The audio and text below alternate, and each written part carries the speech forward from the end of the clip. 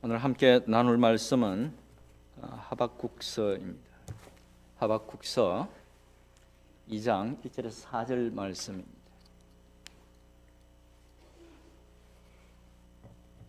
하박국 2장 1절에서 4절 말씀입니다.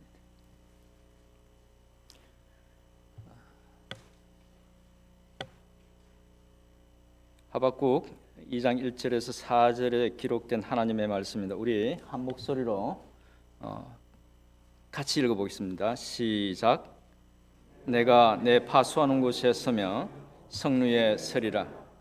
그가 내게 무엇이라 말씀하실런지 기다리고 바라보며 나의 질문에 대하여 어떻게 대답하실런지 보리라 하였더니 여호와께서 내게 대답하여 이르시되 너는 이 묵시를 기록하여 판에 명백히 새기되 달려가면서도 읽을 수 있게 하라. 이 묵시는 정한 때가 있나니 그 종말이 속히 이르겠고 결코 거짓되지 아니하리라. 비록 더딜지라도 기다리라. 지체되지 않고 반드시 응하리라. 보라, 그의 마음은 교만하며 그 속에서 정직하지 못하나 의인은 그의 믿음으로 말미암아 살리라. 아멘.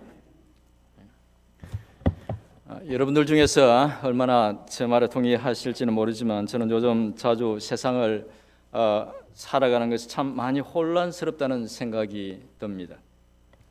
하루가 다르게 놀라운 그런 기술들이 또 개발되어서 우리의 삶을 편리하게 해주지만 이상하게 세상은 더 좋아지지 않고 오히려 더 선정적이고 더 폭력적으로 변해가고 있고 여러분들 잘 아시겠지만 정치적으로는 아주 극단적인 그런 대립 양상을 보이고 있고 또 삶은 여유 없이 더 바빠져가고 또 사람들은 점점 더 이기적으로 변해갑니다.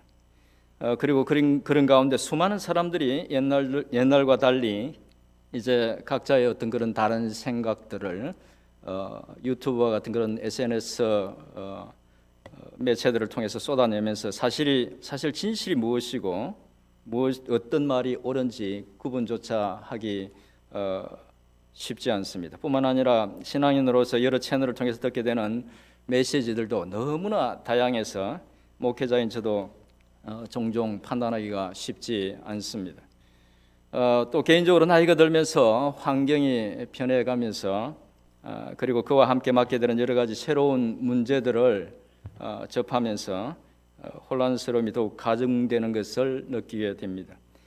이런 사회적으로, 정치적으로, 신앙적으로 또 개인적으로 혼란스러운 시대를 살아가면서 저도 모르게 하나님 앞에 질문을 던지게 됩니다. 하나님, 어떻게 살아야 합니까? 그런 질문을 품고 말씀을 보던 중에 지금보다 더 혼란스럽고 더 어려운 시대에 하나님께서 하박국 선지자를 통해서 주신 말씀이 은혜가 되어서 오늘 여러분들과 함께 나누면서 말씀을 통해서 주시는 그런 교훈과 지혜를 한번 생각해 보고자 합니다.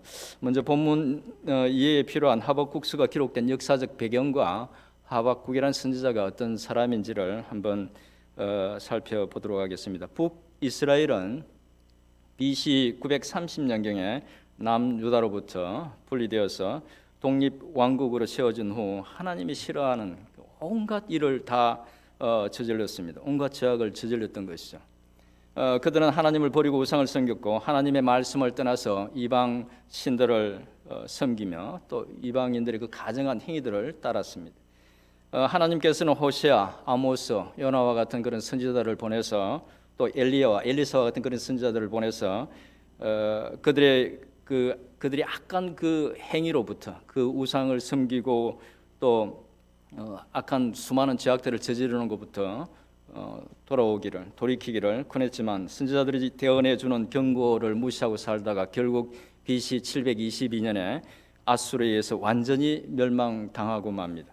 그로부터 100년이 지난 후 신흥 그 제국 바벨론이 세력이 점점 강성해져서 마침내 북이스라엘을 멸망시켰던 바로 그 아수르의 수도 니느웨를 BC 612년경에 점령하고 대제국을 이루게 됩니다. 그리고 그에 만족하지 않고 계속 서쪽으로 세력을 확장시켜 갑니다. 이것을 저지하기 위해서 애굽은 동맹국과 함께 갈그미스에서 저지하기 위해서 맞서죠. 하지만 패배하고 바벨론은 중동 전역에 패권을 쥐게 됩니다. 그런 혼란스러운 국제 정세 속에서 남유다는 많은 선지자들의 경고에도 불구하고 하나님을 의지하지 않고 이 강대국을 의지하다가 저 강대국을 의지하다가 또 우상들도 버리지 않고 계속 섬기고 이방 신들도 섬깁니다. 남유다에게는 북이스라엘이 그렇게 하다가 망했다는 것이 전혀 교훈이 되지 못했던 것 같습니다. 그러다가 결국 남유다도 대제국 바벨론의 침략을 받아서 곧 멸망하고 맙니다. 이 바벨론이 바로 오늘 우리가 읽었던 그 하박국서 1장 6절에 나오는데 갈대아인들입니다. 하박국 선지자의 활동 시기와 하박국서가 쓰여진 시기는 하박국서에 기록된 내용을 어느 정도 추정할 수 있습니다. 하박국서는 바벨론이 주변 약소국들에게 저지르는 그런 어떤 악한 짓들에 대해서는 언급하지만 남유다에 대해서는 하나님의 심판이 임박했다는 그 예언만을 기록하고 있습니다. 이 내용으로 보면 하박국서는 바벨론이 점점 강성해지면서 주변에 있는 그런 약소국들에게 위협이 되고 있지만 아직 남유다는 멸망시키지 않은 그 시대를 배경으로 하고 있다고 볼 수 있습니다. 그리고 학자들은 일반적으로 하박국 선지자가 하박국서에 기록하고 있지는 않지만 자신이 남유다에 대해서 예언한 그런 일들이 일어나고 있는 것을 이루어지는 것을 자신의 눈으로 직접 봤을 것이라고 보고 있습니다. 하박국 선지자는 이스라엘의 다른 선지자들과 비교했을 때 굉장히 독특한 면이 있는 그런 선지자입니다. 일반적으로 선지자들은 하나님의 백성들이 그 하나님과의 언약 관계에서 벗어나서 그 우상을 섬기고 하나님 보시기에 악한 일을 저지를 때에 하나님께서 주시는 경고의 메시지를 받아서 그들에게 전하죠. 대부분 하나님의 말씀을 받아서 전하는 대언자의 역할을 했던 것입니다. 그런데 하박국 선지자는 독특하게 공의로운 그 하나님께서 그 하나님으로서 하셔야 될 일을 하지 않는 것처럼 보일 때에 당돌하게 하나님께 해명을 요구한 그런 선지자였습니다. 하박국 1장 2절과 1장 17절에 그 하나님께 해명한 그 해명을 요구하는 그런 어떤 요구들이 거기에 기록되어 있습니다. 그런데 놀랍게도 하나님은 그런 선지자를 책망하지 않으시고 하박국이 이해할 수 있도록 설명해 주십니다. 이제 하박국 선지자가 하나님께 어떤 이의를 제기했는지 또 하나님으로부터 어떤 대답을 들었는지 좀 더 구체적으로 한번 살펴보겠습니다. 먼저 하박국서 전체의 구성을 잠시 살펴보겠습니다. 제가 감사합니다. 보시면서 저 설명을 좀 들어주시면 감사하겠습니다. 하박국 시대의 남유다 세계는 1장 3절 4절에서 묘사하고 있듯이 죄악과 폐역과 겁탈과 강포와 분쟁 또 악인이 의인을 유린하고 정의가 무시되는 타락한 사회가 되어버렸습니다. 아주 타락한 사회가 됐죠. 하박국 선지자는 하나님의 백성들이라는 사람들 속에 이런 불의와 죄악된 모습이 있다는 것과 또 그런 일을 두고 자신이 하나님께 했던 그 기도에 응답하지 않는 것 때문에 견딜 수가 없어서 하나님께 항변하듯이 질문을 합니다. 하박국의 항변에 가까운 첫 번째 질문이 1장 2절에 기록되어 있습니다. 어떤 항변을 했는지 같이 한번 읽어보죠. 하박국서 1장 2절입니다. 같이 한번 읽어보세요. 시작. 여호와여 내가 부르짖어도 주께서 듣지 아니하시니 어느 때까지이리이니까 내가 강포로 말미암아 외쳐도 주께서 구원하지 아니하시나이다.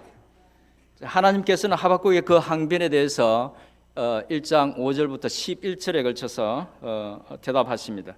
하나님의 응답은 이런 것입니다. 간단하게 말씀드리면 앞으로 주변 나라들을 두고 당신께서 행할 일 때문에 놀라게 될 것이다. 하나님 당신께서 그 주변국들에게 행하실 그 일 때문에 하박국 네가 놀라게 될 것이다. 그런 말입니다. 갈대아인을 일으켜서 그 일들을 이룰 것인데 그들이 모든 나라들을 무섭게 휩쓸 것이며 휩쓸게 될 것이라는 겁니다. 물론 하나님의 그 말씀 속에는 남유다 사이의 어떤 그런 불의도 심판하시겠다는 것이었습니다. 갈대아인은 말씀드린 것처럼 바벨론 사람들을 가리킵니다. 하나님께서 악하고 사납고 잔인한 그들을 들어서 열국을 심판하시고 남유다의 그 패역함도 심판하시겠다고 했던 것입니다. 하박국은 이 대답을 듣고 깜짝 놀랍니다. 하박국의 불만 섞인 질문은 현재 남유다에서 벌어지고 있는 그런 어떤 악한 모습들, 그것을 두고 한 것인데, 하나님의 응답은 자신이 전혀 생각지도 못했던 그런 것이었습니다. 그래서 하박국 선지자는 다시 한번 하나님께 따져 묻습니다. 그것이 1장 12절부터 17절에 기록되어 있는데, 하박국이 당돌하게 하나님께 따져 물은 내용은 이런 것입니다. 하나님께서 갈대아인들을 들어서 나라들을 심판하신다고 하는데, 어떻게 더 잔인하고 악한 갈대아인들을 들어서 그래도 그들보다는 나은 백성들을, 나라들을 심판할 수 있습니까? 심지어 그 갈대아인들은 그렇게 하시는 이가 하나님이신 줄도 모르고 자신의 힘을 믿고 자신들의 병기를 우상화하고 교만에 차 있지 않습니까? 그런데 그런 자들을 들어서 당신의 백성들까지 심판하는 것이 옳습니까? 라고 하나님 앞에 이렇게 당돌하게 따지는 것이죠. 그 말은 하나님 공의로우신 분 맞습니까? 라고 따지는 것입니다. 놀랍게도 하나님께서는 그 당돌한 하박국 선지자에게 오늘 본문을 포함한 2장 전체의 내용으로 답을 하십니다. 잠시 후에 본문의 내용에 대해서 좀 더 자세히 살펴보겠습니다만, 2장의 하나님의 응답을 간단하게 말씀드리면, 비록 하나님께서 남유다의 불의와 부정을 바로잡고 세상의 열국을 심판하기 위해서 갈대아인을 사용하시겠지만, 그들도 역시 자신들의 그 악한 일에 대해서 책임을 면하지 못하고 곧 멸망하게 될 것이라는 것입니다.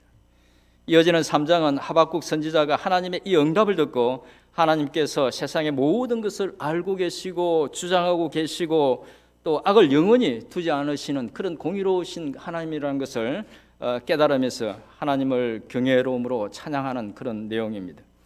하나님의 응답을 들은 하박국 선지자의 마음을 가장 잘 표현하고 있는 부분이 3장 16절 말씀입니다. 이렇게 표현하고 있죠. 내가 들었으므로 내 창자가 흔들렸고 그 목소리로 말미암아 내 입술이 떨렸도다. 무리가 우리를 치러 올라오는 환난 날을 내가 기다림으로 썩이는 것이 내 뼈에 들어왔으며 내 몸은 내 초소에서 떨리는도다. 그는 앞으로 닥칠 환난이 무섭고 두려웠던 것입니다. 하지만 그는 그 두려움 속에서도 3장 17절부터 19절 전반부와 같이 고백합니다. 우리가 너무나 잘 알고 있는 말씀입니다. 우리 3장 17절부터 19절 전반부의 말씀을 같이 한번 읽어보겠습니다. 시작. 비록 무화과 나무가 무성하지 못하며 포도나무에 열매가 없으며 감람나무에 소출이 없으며 밭에 먹을 것이 없으며 우리의 양이 없으며 외양간에 소가 없을지라도 나는 여호와로 말미암아 즐거워하며 나의 구원의 하나님으로 말미암아 기뻐하리로다. 주 여호와는 나의 힘이시라. 나의 발을 사슴과 같게 하사 나를 나의 높은 곳으로 다니게 하시리로다. 아멘. 하박국 선지자는 비록 두려운 심판을 앞두고 있었지만 그래서 무화과 나무가 무성하지 못하고 포도나무에 먹을 것이 전혀 열리지 않고 감람나무에 거둘 것이 전혀 없는 그런 상황이 돼도 밭에 먹을 것이 없으며 우리의 양이 없으며 외양간에 소가 없는 그런 극히 어려운 상황이 앞으로 다가올 것인데, 비록 그런 상황이 된다 할지라도 그 환난 중에서 당신을 믿고 의지하는 의인들은 믿음으로 말미암아 살게 될 것이라는 그 말씀으로 위로를 얻으면서 그 어려운 시기를 소망 중에 기뻐하며 견뎌내리라고 스스로 다짐하고 있는 것입니다. 이제 오늘 본문 말씀을 좀 더 자세히 살펴보도록 하겠습니다. 오늘 본문은 말씀드린 것처럼 두 번째 하박국 선지자의 호소 항변에 대한 하나님의 대답의 일부입니다. 2장 1절의 의미는 하박국 선지자가 자신이 했던 1장 17절, 12절부터 17절에 걸쳐서 했던 질문에 대해서 하나님께서 어떻게 대답하실는지 응답하실는지 보리라는 그런 내용입니다. 이 내용만 봐도 하박국 선지자가 참 당돌한 그런 선지자라는 것을 느낄 수 있습니다. 2절부터는 여호와께서 대답하신 그런 내용입니다. 하나님께서는 하박국 선지자에게 달려가면서도 읽을 수 있도록 당신께서 말씀하신 것을 판에 명백히 기록하라고 명령하시면서 그 계시는 정한 때가 있고 또 속히 끝나게 될 것이라고 말씀합니다. 모든 사람들이 쉽게 볼 수 있도록 기록하라는 것은 조만간 그 일이 이루어질 것인데, 실제로 그 일이 이루어질 때 하나님께서 하박국을 통해서 주신 그 경고의 메시지가 틀리지 않다는 것을 증거로 삼으시기 위한 것이었습니다. 계속해서 하나님께서는 이 계시는 결코 거짓이 아니라 지체되지 않고 반드시 이루어질 것이라고 말씀하십니다. 하나님께서 계획하신 그 일이 곧 이루어질 것이라는 것입니다. 이어서 4절에서 하나님께서는 보라, 그의 마음은 교만하며 그 속에서 정직하지 못하나 의인은 그의 믿음으로 말미암아 살리라는 말씀을 하십니다. 바로 앞부분에서 말씀의 앞부분에서 그의 마음은 교만하며 그 속에서 정직하지 못하나라고 할 때 그가 가리키는 사람은 갈대아 사람, 바벨론 사람들을 가리킵니다.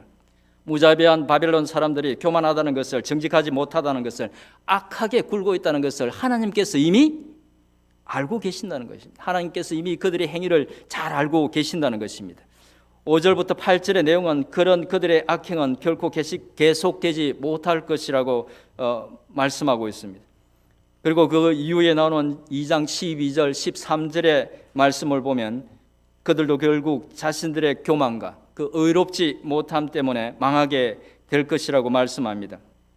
이 말씀의 의미는 갈대아 사람들을 열국과 남유다의 어떤 그런 백성들을 징계하는 도구로 쓰시겠지만 그들의 죄가도 간과하지 않으시겠다는 말씀입니다. 과연 하나님의 그 말씀은 역사 속에서 그대로 이루어집니다. 그 강대한 대제국 바벨론은 채 100년이 지나기도 전에 완전히 망하고 맙니다. 페르시아에게 완전히 멸망을 당하고 맙니다. 하지만 하박국 선지자는 당장 갈대아인들을 들어서 열국을 심판하시고 또 남유다를 심판하실 때에 그렇다면 그 남유다, 자신의 조국 남유다는 어떻게 하실지 염려가 되었을 것입니다. 하박국은 남유다 사이에 만연한 부정부패와 타락한 모습을 그대로 두시겠느냐고 하나님께 항변했지만 그렇다고 남유다를 멸망시켜 달라는 그런 말은 전혀 아니었습니다. 그런데 갈대아인들을 들어서 그렇게 심판하신다면 앞으로 남유다는 장차 어떻게 될지 하박국은 염려했을 겁니다. 하나님은 마치 하박국의 그 생각을 아신 듯이, 그 염려를 아신 듯이 4절 후반부에서 그 답을 주고 있는 것입니다. 짧지만 보석 같은 말씀입니다. 그것은 의인은 믿음으로 말미암아 살리라는 것입니다. 이 말씀을 앞뒤의 내용과 연결해서 이해하면 이런 의미가 됩니다. 교만하고 의롭지 못한 바벨론은 장차 심판을 받아서 멸망하겠지만 당신을 믿고 섬기는 의로운 이들은 그 모든 상황 속에서도 반드시 살게 되리라는 것입니다.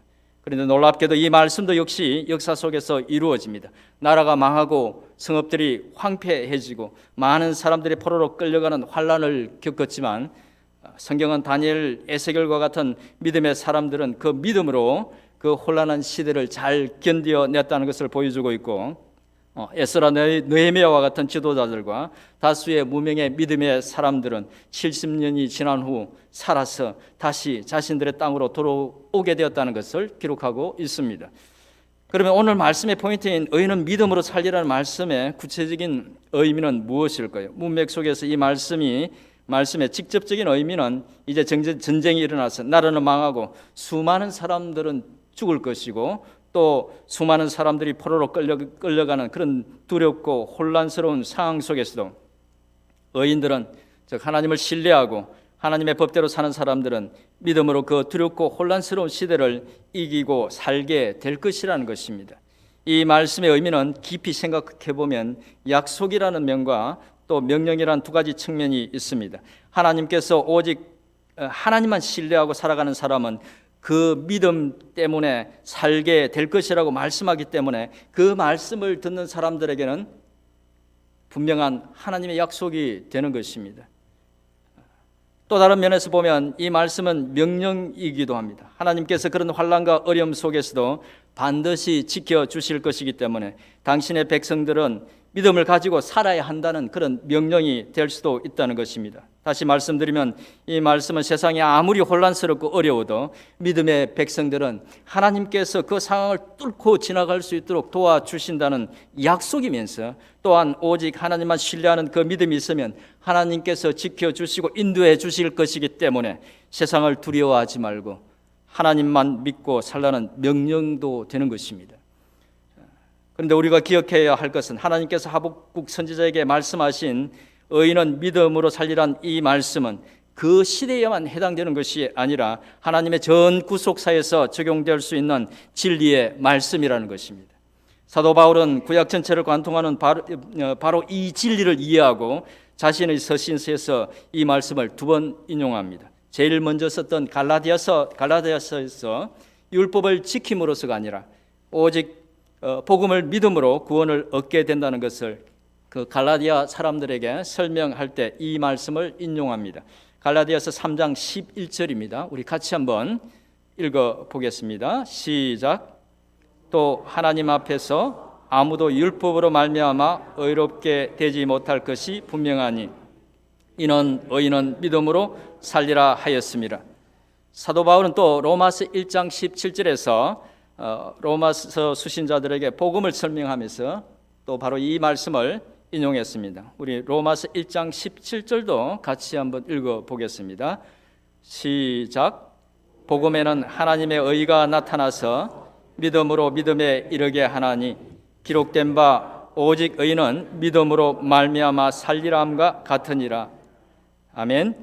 믿음으로 믿음에 이르게 한다는 말은 믿음에서 시작해서 믿음으로 끝난다는 그런 의미입니다. 쉽게 말씀드리면 오직 믿음으로만 되는 것이 복음이라는 것입니다. 바울은 구속사 속에서 예수 그리스도의 오심과 십자가에서 죽으심으로 보다 구체적이고 분명해진 그 구원의 소식, 즉 복음을 설명하면서 바로 하박국서에 기록된 이 말씀을 인용했던 것입니다. 죄와 사망으로 죽었던 인간을 살리기 위해서 하나님께서 생명의 길을 마련하셨는데 그것은 역시 바울이 자신의 서신서를 기록하기 650여 년 전에 하박국 선지자에게 말씀하셨던 것과 같은 방법, 즉 믿음이다라는 것입니다. 뿐만 아니라 많은 신학자들이 사도 바울이 저자라고 보는 히브리서에서도 이 말씀을 인용하고 있습니다. 히브리서 10장 38절을 같이 읽어보겠습니다. 시작. 나의 의인은 믿음으로 말미암아 살리라. 또한 뒤로 물러가면 내 마음이 그를 기뻐하지 아니하리라 하셨느니라. 히브리서 저자는 히브리 그리스도인들에게 하나님이 약속하신 것을 받기 위해서 인내로서 견딜 것을 부탁할 때 바로 이 말씀을 인용했던 것입니다. 의인은 믿음으로 살리라는 이 말씀을 인용하고 있는 이 신약의 내용들을 정리하면, 요약하면 전쟁으로 인한 기근과 죽음의 공포가 있던 상황 속에서도 살 수 있는 길은, 또 그런 상황이라 할지라도 하나님의 백성들이 살아야 하는 그 방식은 오직 하나님만 신뢰하는 믿음이었던 것처럼, 죄로 죽었던 인간이 죽음의 숙명에서 운명에서 벗어날 수 있는 길도 믿음이고, 하나님께서 약속하신 것들을 받기 위해서 성도가 참고 견뎌낼 때도 그 믿음으로 해야 한다는 것입니다. 이 말들을 한마디로 요약하면 오직 믿음으로만 영원한 생명을 얻을 수 있을 뿐만 아니라 삶도 믿음으로 살아내야 한다는 것입니다. 사도 바울과 히브리서 저자는 이 말씀의 의미를 깊이 깨닫고 자신들의 서신서에 인용했는데, 그 이후 1450여 년이 지나서 종교개혁을 주도했던 마르틴 루트도 이 말씀의 깊은 의미를 깨닫고 이 말씀을 붙들었습니다. 그는 가톨릭의 수도사가 되고 난 후 자신의 죄의 문제를 해결하고 구원에 대한 확신을 갖기 위해서 굉장히 노력했습니다. 그는 수도원에서 금식과 철야를 하며 수도원의 그 규율들을 철저하게 지켰습니다. 한때 로마 교황청에 있는 그 28개의 계단을 맨 무릎으로 기어 오르면서 회개하고 기도했습니다. 하지만 그는 죄사함에 대한 확신도, 구원에 대한 확신도 가질 수가 없었습니다. 그러다가 바울이 기록한 로마서 1장 17절의 말씀을 발견하고 참된 복음의 의미를 깨닫게 되었습니다. 인간이 자신의 노력으로 죄를 씻고 구원을 받는 것이 아니라 성육신하신 예수 그리스도를 믿는 믿음으로 의롭다 인정받고 생명을 얻게 된다는 것을 깨달았던 것입니다.